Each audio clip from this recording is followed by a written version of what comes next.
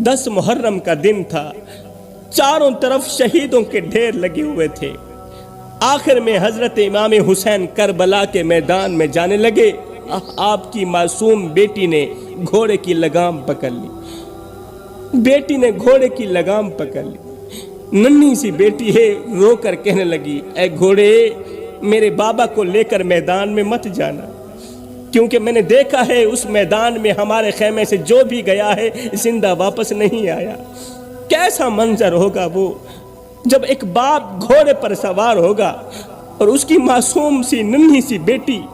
گھوڑے کے قدموں سے لپٹ کر منتیں کر رہی ہوگی کہ آگے مت بڑھنا، آگے مت جانا، اے گھوڑے میرے بابا کو مجھ سے دور مت لے جانا۔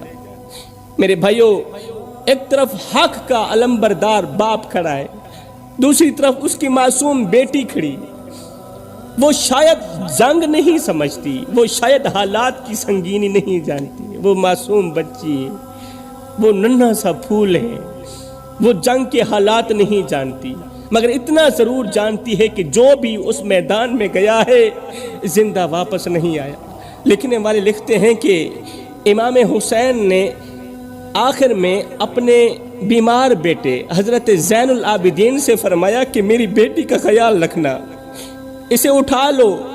اور اس کا خیال رکھنا، یہ وہ میری بیٹی ہے کہ جب تک میں اسے اپنے سینے پر نہیں سلاتا تھا مجھے نیند نہیں آتی تھی، اور میری بیٹی بھی جب تک میرے سینے پر نہیں لیٹتی تھی میری بیٹی کو بھی نیند نہیں آتی تھی۔ یہ باپ کے سینے پر سونے کی عادی ہے، یہ جو میرا پھول ہے نا، یہ باپ کے سینے پر سونے کا عادی ہے۔ ذرا تصور کرو، ایک لمحے کے لیے سوچو میرے بھائیوں،